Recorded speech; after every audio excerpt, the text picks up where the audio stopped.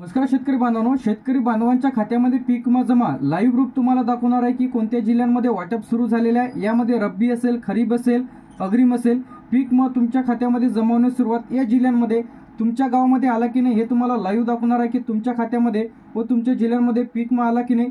व्हिडिओला शेवटपर्यंत बघा। तर आता बरेच दिवसांपासून रखडलेला जो काही पीक विमा आहे ते आता टप्प्याटप्प्याने वाटप इथं सुरू झालेला आहे।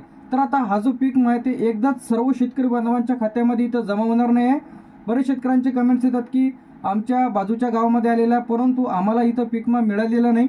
तर घाबरण्याचं काही कारण नाही।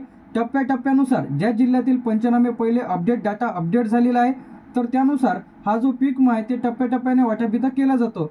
तर तुम्हाला लाईव्ह दाखवणार आहे, तर व्हिडिओला स्किप न करता शेवटपर्यंत बघा। सर्वप्रथम आपण मोबाईलची जे काही स्क्रीन आहे इथं सुरू करून घेऊया।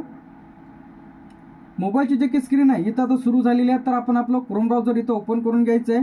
क्रोम ब्राउझर ओपन केल्याच्या नंतर इथं तुम्हाला टाकायचं आहे पीक विमा 2026। काय टाकायचं आहे? पीक विमा 2026। सर्चवरती तुम्हाला क्लिक करायचं आहे। सर्चवरती क्लिक केल्याच्या नंतर इथं तुम्हाला दिसेल प्रधानमंत्री पीक विमा योजना, पहिल्याच ऑप्शनवरती आपल्याला क्लिक करायचं आहे।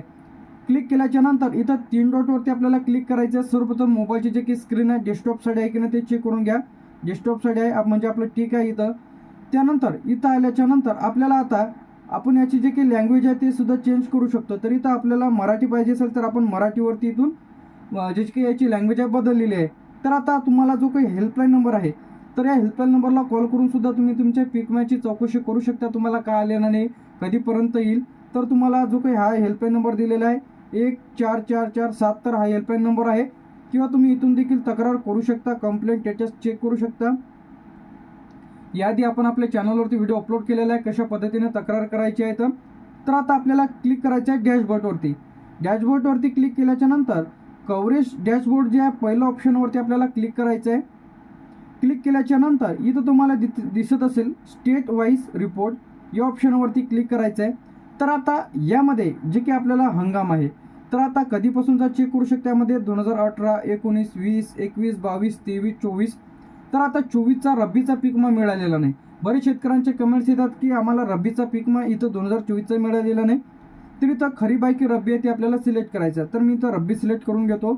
फळ विभागाचा जर असेल तर खालच्या ऑप्शनवरती क्लिक करा। तर आपला प्रधानमंत्री पीक विमा योजना अंतर्गत आहे तर आपण पहिल्याच ऑप्शनवरती आपण इथं क्लिक राहू देणार आहे। तर इथं थोडं खाली यायचं आता आपल्याला। तर इथं खाली आल्याच्या नंतर इथं आपल्याला आपलं स्टेट 11 नंबरला आपला महाराष्ट्र स्टेट आहे। तुमचं जे की स्टेट असेल ते स्टेट सिलेक्ट करा। तर आपलं महाराष्ट्र येते तर आपण महाराष्ट्र इथं सिलेक्ट केलेलं आहे।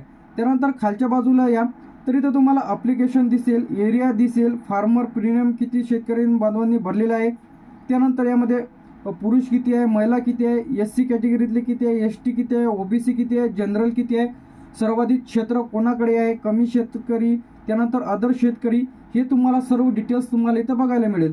तर आता याच्याच बाजूला टोटल क्लेम पेड तर आतापर्यंत किती पेड झालेले आहेत तर इथं अहमदनगर यामध्ये किती झालेले आहे 1952। तर इथं जे की टोटल फार्मर जे की तुम्हाला 11,101 तर आता या शेतकऱ्यांना पीक विमा जमा झालेला आहे जे की कधीचा आहे रब्बी 2024। तर इथं तुम्ही तुमचं इयर सिलेक्ट करून 2025चा देखील चेक करू शकता, 2023चं चेक करू शकता, 2022चं। तर आता तुम्हाला यामध्ये अकोल्यामध्ये सुद्धा जे की दाखवल्याप्रमाणे 1488 आहे आणि टोटल फार्मरच्या खात्यामध्ये आतापर्यंत पैसे आलेले आहेत त्यामध्ये 4725। तर असे तुम्ही चेक करून घ्या की तुमच्या जिल्ह्यांमध्ये तर यामध्ये कोणत्या कोणत्या जिल्ह्यांमध्ये आता जमा झालेलं आहे ते तुम्हाला दाखवणार आहे आणि कोणते जिल्हे राहिलेले आहे।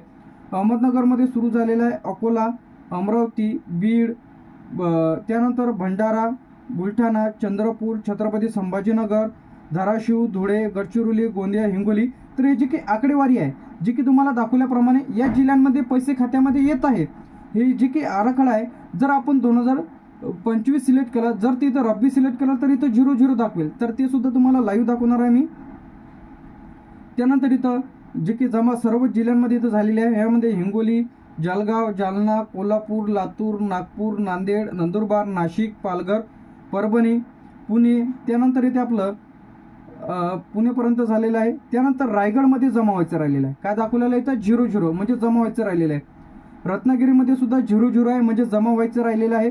त्यानंतर सांगलीमध्ये वाटप सुरू झाला, साताऱ्यामध्ये झालेलं आहे, सिंधुदुर्गमध्ये 0-0 आहे, म्हणजे या जिल्ह्यांमध्ये राहिलेला आहे. त्यानंतर इथे सोलापूरमध्ये झालेला आहे, वर्धामध्ये आणि वाशिममध्ये. तर या जिल्ह्यांमध्ये पीक विमा वाटप सुरू झालेलं आहे. तर आता यामध्ये जर डेमोसाठी आपण क्लिक केलं अहिल्यानगरवर, तर अहिल्यानगरमधील जे काही डिस्ट्रिक्टची लिस्ट आहे, म्हणजे तालुक्यांची लिस्ट आहे, ती तुमच्यासमोर इथे ओपन होईल. तर आता यामध्ये किती शेतकऱ्यांनी प्रीमियम काढलेलं आहे ते तुम्हाला इथे सर्व कॅल्क्युलेशन होऊन येऊन जाईल. तर आतापर्यंत टोटल जे काही अकोल्यामध्ये जे काही तालुक्यांचे आहे ते आपण पाहत आहे बरं.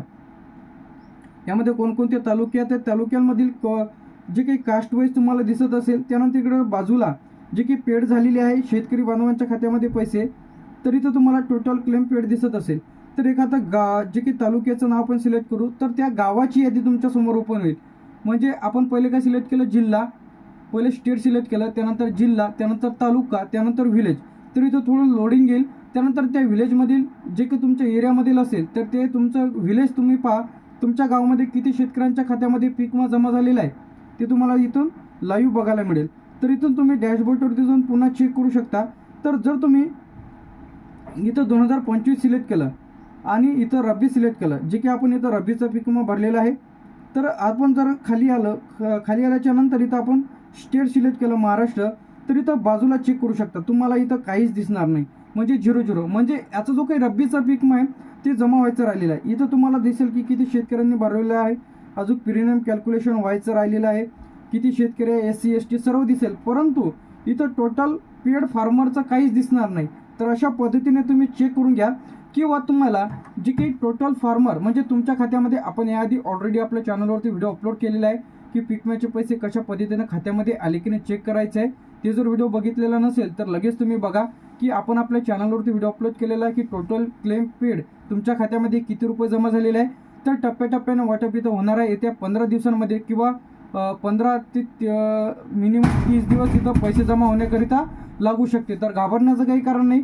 जर तुम्ही ई पीक पाहणी केलेली असेल, क्रॉप इन्शुरन्स केलेलं असेल, यादीमध्ये नाव असेल, तर 100% तुमच्या खात्यामध्ये पैसे येण्याची शक्यता इथं राहणार आहे. तर घाबरण्याचं काही कारण नाही. काही अडचण असेल तर कमेंट करून नक्की सांगा. थँक्यू.